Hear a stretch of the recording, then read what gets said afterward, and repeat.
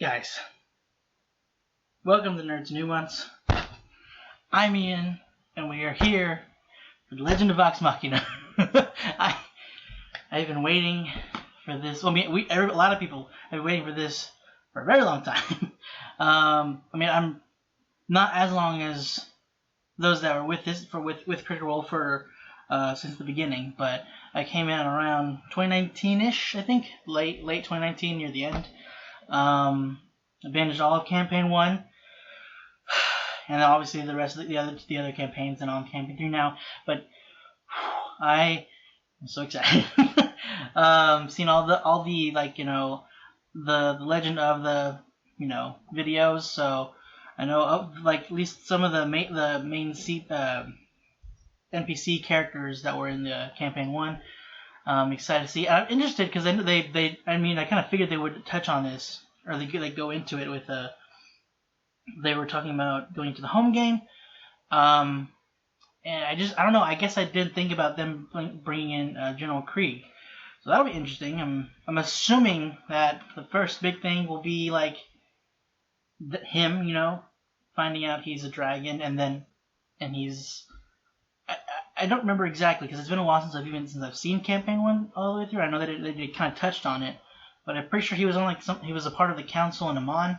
But anyway, super excited. Before we get started, perfect. This is the Mighty Nine. I know this is Mighty Nine and not Vox Machina, but I just thought I'd be decked out in some Critical Role stuff. And it's a little warm, so this might not stay on the whole time. But I thought I should at least go the whole episode. So let's see how long it takes before I melt.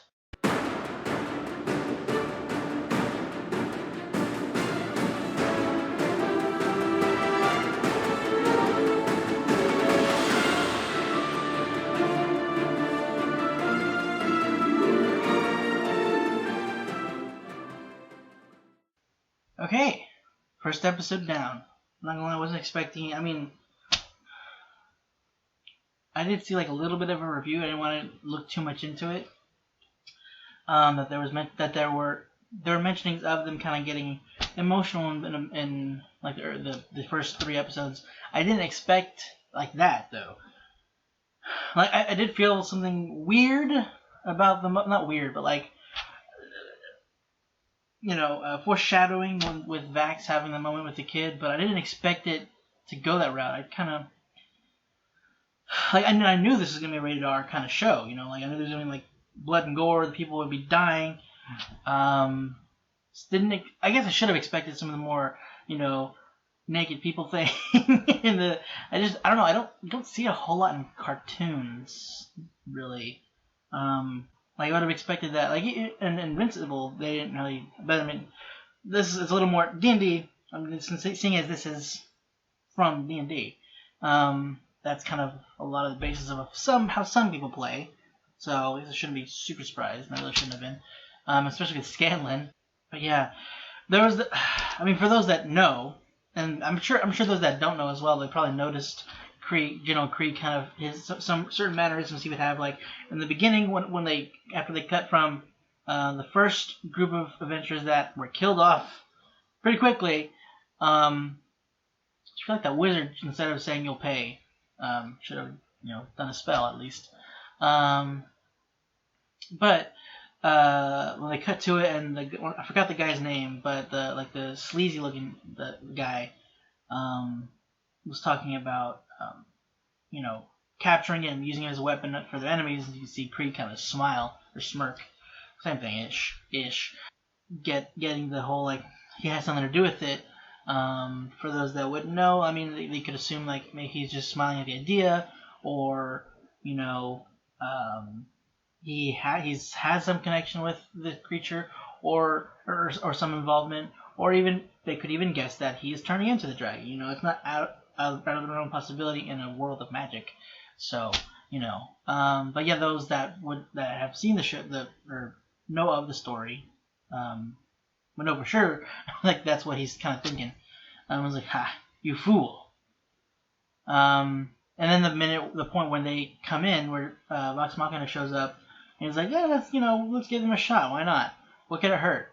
And just because, I'll just, wipe the floor with these fools as well. I'll just take them out with, no, what's the word? Oh, no. Wow. I don't know what happened there. My brain just fried. I will say, I love the animation. And I know like a lot of the work is like, with Titmouse, they did a thing with Korra. And there are some people that have been working on this, or that are working on this, had worked on Young Justice. Some of the animation is feels a little. I don't know. Maybe I'm wrong on this. Seems a little stiff, but I'm not a super big fan of the dragon being computer generated. I kind of wish that was more regular animation. I don't know. It was so it felt so out of place. And I know it's like it's kind of supposed to be like this out of this world, like this huge, impossible thing that you're facing. But I don't know if it lent to that or not. I don't know. It just felt like it didn't belong in general. But I don't know. It's not a huge deal. But I feel like the rest of it was pretty good. There was definitely like kind of there. I mean, it's a 115 episode campaign, each episode being roughly 3 to 5 hours. They got to condense it, so it was definitely moving a little quickly with like what was going on. And this kind of the pre-game stuff, or the pre-stream game, the home game stuff. So they're just kind of showing, what had happened there, and kind of catching up to what we're going to be going into the rest of the season, which I'm guessing the first episode is kind of hinting at that. And that was the first mention from Uriel of the Briarwoods. I didn't expect them to be mentioned this soon, because I know, again, this is supposed to, be home game stuff, but it was very interesting as they were kind of laying down. I'm sorry, my brain just shut down for a second. Kind of laying these things out for later on. And I'm pretty sure the first season is going to be like the Briarwood arc. That's pretty intense. Like probably one of the better arcs, because it's span over a shorter amount of episodes, and I don't know. I think it was just because I liked the other arcs of the campaign, but I think this one was just more concise in terms of the actual game. So I feel like they're gonna do pretty well with it adapting it into the show. But yeah, because at least in the campaign, Percy doesn't find out until they're more ingratiated with Uriel and the rest of the council.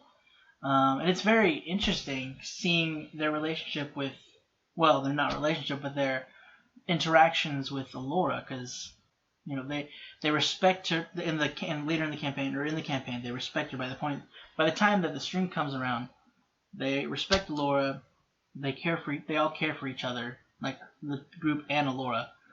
And obviously this is the pre-stream stuff, so it's just weird. I'm sorry I'm kind of comparing it in the stream.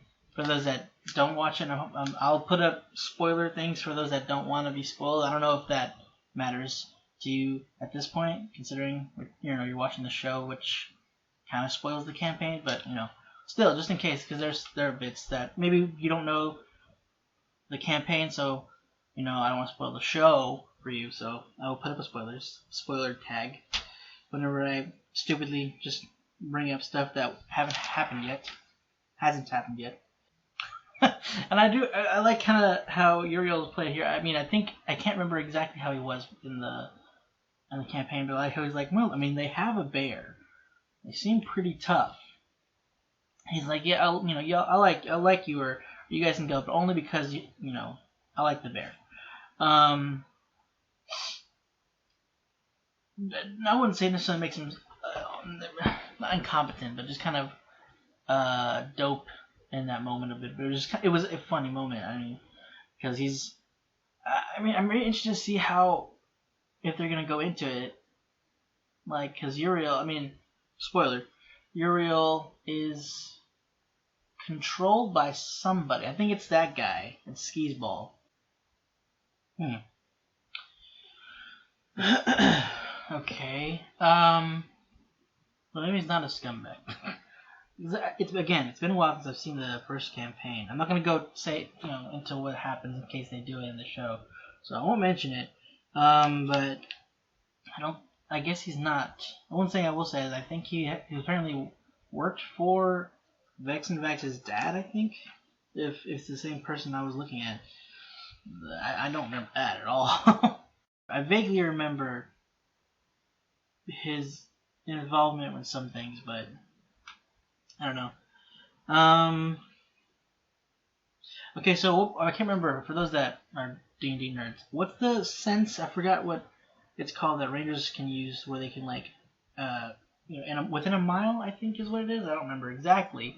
That they can sense their chosen enemy or whatever it's called. Favorite enemy, favorite something. Yeah, I wasn't sure if that's what that was because maybe I just wasn't paying attention when they were kind of focusing in on the image of the council. I thought they were focusing on Vince, but I don't think that was the case. I think it was supposed to be focusing on Krieg, or it was supposed to throw you off. Well, let me look at it real quick because I don't remember exactly who it was focusing on. I don't know if they specifically focused on him for some reason. I think it's because he was like, "What the heck's going on?" But maybe he kind of has an idea of what she can do, not necessarily specifically, but seeing that she's sensing something, and he's like, "What's going on?" Because maybe the fact that he worked with their father, but their father's not super involved with their life and kind of a scum, so I don't know. But they also before they zoomed in on Vince, they showed Krieg kind of smiling at them, so I don't know if that meant anything. Minor spoiler, I'm assuming, but I'm really sad that we're not going to get David Tenant for too long. I'm going to assume he's going to die in the second episode, the next one. So, but it's really cool having him. So, in what little we have him in, I did like the scene. It's showing them they're not the best, in the bar scene. Sorry, but they're not the best right now at working together because they're still, I'm assuming, somewhat new as a group. They seem to know each other somewhat. Obviously they're not strangers. I just don't. And they've, there's mentionings of them being to other bars. I don't know how long they've been doing this thing. Sorry.